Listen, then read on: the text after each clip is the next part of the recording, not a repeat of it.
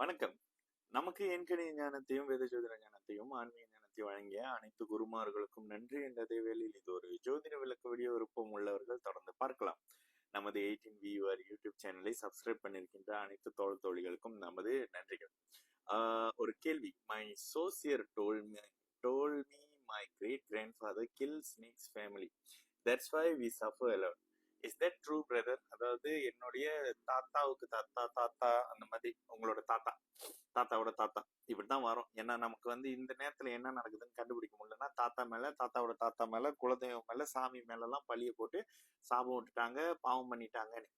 மலேசியால பொறுத்த வரைக்கும் சரி, எந்த நாட்டுல பொறுத்தவர்களாக இருந்தாலும் அப்படியே ஒரு 30 வருஷம் பின்னாடி போனீங்கன்னா நம்ம எல்லாம் இந்த விவசாயம் சார்ந்த அமைப்புகள்ல மலேசியால இருக்கிறவங்க எஸ்டேட்ல வேலை செஞ்சிருப்பீங்க.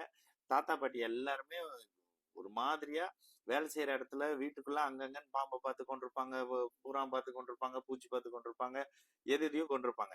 இதுல பூச்சி புழுவு இதெல்லாம் சாப்பிட கூடாது, ஆனா பாம்பு மட்டும் சாப்பிட விட்டுரும். நாகதோஷம். ஏன் புழு தோஷம் இல்ல, பூச்சி தோஷம் இல்ல?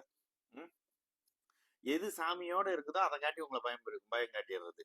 ஏன் சிங்க தோஷம் புலி தோஷம் எல்லாம் வரமாட்டேங்குது? தயவு செய்து ஜோதிடத்தை பிராக்டிகலா புரிஞ்சுக்கோங்க. வாழ்வியல், இந்த வாழ்க்கையில நம்ம வாழ்றதுக்கு நம்ம என்ன செய்யணும்? ஏன்னா நேத்து நான் ஒரு வீடியோ பார்த்தேன். ஏதோ ஒரு பாம்பு கிருஷ்ணர் அடிச்சு அடக்கி அந்த பாம்புக்கு மேல நிக்கிறாரு. ஏன் கிருஷ்ணருக்கு நாகதோஷம் வரல? ஜோதிடம் என்பது நீங்க எப்படியாக வாழ போறீங்க. நம்ம ப்ரீவியஸ்ல ஒரு விஷயம் பேசியிருந்தோம். ஒரு ஜாதகத்துல கொடுத்து வைத்த யூடியூப்ல ஒரு சேனல் போட்டிருக்க யூடியூப்ல ஒரு வீடியோ ப்ரீவியஸ்ல போட்டிருக்க பாருங்க. லக்ன ஆதிபத்திய சுபத்துவம் அப்படின்னு. அதே அந்த நபருக்கு அந்த ஒரு ஜாதகத்துல என்னன்னா அந்த கோச்சார அமைப்புகள் மார்ச்ல வர்ற கோச்சாரத்தை எக்ஸ்பிளைன் பண்ணியிருப்போம். இதே மாதிரியான ஒரு கோச்சார நிலையில பௌர்ணமி யோகத்துல பிறந்திருப்பாரு. அந்த ஒரு பௌர்ணமி சந்திரன் இல்லை அப்படின்னா அவர் வாழ தகுதி இல்லாதவர் அப்படின்னு அவரோட அம்மா கிட்ட சொன்னேன். வேற மாதிரி சொல்றீங்கன்னு சொன்னாங்க. இந்த மாதிரி நீங்க என்னவா வாழணும்ன்றது உங்களோட ஜாதகத்துல இருக்கிற விஷயங்க. இப்ப இந்த நாகதோஷம் வந்துருச்சா, இந்த நாகதோஷத்தை கழிக்கிறதுக்கு அவரே ஒரு பூஜை சஜஸ்ட் பண்ணுவாரு. இந்த தோஷம், இந்த உங்களுக்கு தடைப்பட்டு இருக்கிற காரியம், இது எல்லாம் உங்களுடைய கடந்த பிறவியினுடைய கர்மாங்க.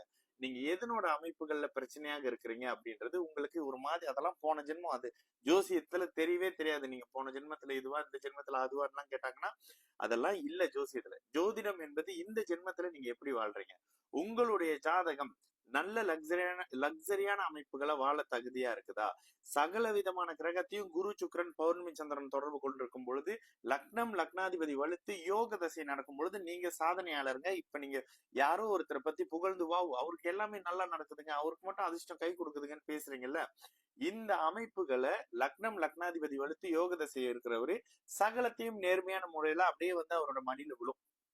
இது யோக தசைங்க.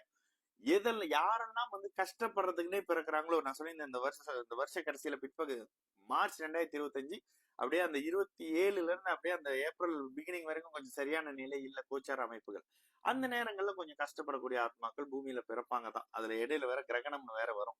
இந்த அமைப்புகள்லாம் இருக்கும். அப்ப என்ன இருக்கும்? எல்லா கிரகங்களையும் சனி ராகு தொடர்பு கொண்டு அந்த கோச்சார அமைப்புகளை பாருங்க. சூரியன், சந்திரன், சனி, ராகு, சுக்கிரன், புதன் சொல்லிட்டு 6 கிரகங்கள் பாப கிரகங்களோட பொடியிலையும் குரு சனியின் பார்வையிலையும் வருவார். ராகு கேது சனியின் பார்வையிலேயே வரும். சகல கிரகங்களும் ராகு கேதுவோட சனியுடைய அமைப்புகள்ல சுத்தமா கட்டு போகக்கூடிய கோச்சார அமைப்பு. இந்த தன்மையில பிறக்கிற ஒருத்தருக்கு வாழ்நாள் முழுக்க கஷ்டம் இருக்குங்க. ஒரு மாதிரியான அமைப்புங்க. அந்த எல்லா கிரகமும் கட்டு போயிருக்கு அப்படின்னா ஒருத்தர் கஷ்டப்பட போறாருன்னு அர்த்தம், கஷ்டத்துல இருக்கிறாருன்னு அர்த்தம். சனி செவ்வாய் தொடர்பு கொண்டிருக்கக்கூடிய ஒரு கிரகம் உங்களுக்கு தசாபுத்தி நடக்குதுன்னா உங்களை பெருசா கொண்டு கவுக்க போகுதுன்னு அர்த்தம். ஏன்னா சனியும் செவ்வாயும் பார்க்கிற இடத்த சுத்தமா அழிப்பாங்க. அந்த மாதிரியான ஒரு விஷயம் வந்துடும். அப்போ எந்த இடத்துல உங்களுக்கு யோக தசை நடக்குதோ இதை யாருங்க நிர்ணயம் பண்றா? எந்த இடத்துல யோக தசை நடக்குதோ நீங்க நல்லா இருப்பீங்க. லக்னாதிபதியோட பலன் கேட்ப. ஓகேங்களா? நீங்க லட்சத்துக்கு அதிபதியா, 100 வெள்ளிக்கு அதிபதியா, 1000 வெள்ளிக்கு அதிபதியா, கோடி வெள்ளிக்கு அதிபதியா என்பதை லக்னமும் லக்னாதிபதியும் டிசைட் பண்ணுவாங்க. அந்த லக்னாதிபதி பலத்தை கேட்பேன். அதே மாதிரி கஷ்டப்படணும்ன்ற ஒருத்தருக்கு கஷ்டம் அமைப்புகள் இருக்கும். இதெல்லாம் யாருங்க டிசைட் பண்றா? நீங்க பிறக்கும் பொழுது உங்களோட முதல் மூச்சு எப்போ எடுக்கிறீங்களோ அந்த ஒரு நிமிஷத்துல அந்த அமைப்புகள்லாம் ரெக்கார்ட் பண்ணப்படுது. கடவுளே நிர்ணயம் பண்றாருங்க. பிளானட்டை இது வந்து பிளானட்டுக்கு முழு பவரும் கடவுள் கொடுத்துட்டாருன்னா இல்ல. இந்த நேரத்துல பூமியில வரக்கூடிய ஆத்மாக்கு இந்த விஷயங்கள் கிடைக்கணும், இது நன்மையாகவோ தீமையாகவோன்ற மாதிரியான பிக்ஸான விஷயம் தாங்க. இந்த தோஷம் வந்துருச்சு, அவரு சாபம் விட்டாரு இவரு சாபம் விட்டாருன்னு தெரியாத ஆன்மீகத்துல போய் ஒளிஞ்சிக்கிறவங்கள தயவு செஞ்சு ஜோசியத்துல நம்பாதீங்க. இவ்வளவு நாள் இது இப்ப ஒரு மெசேஜ் ஒண்ணு படிச்சேன்.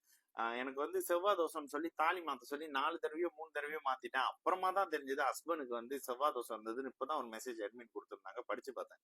சிரிப்பு வந்தது.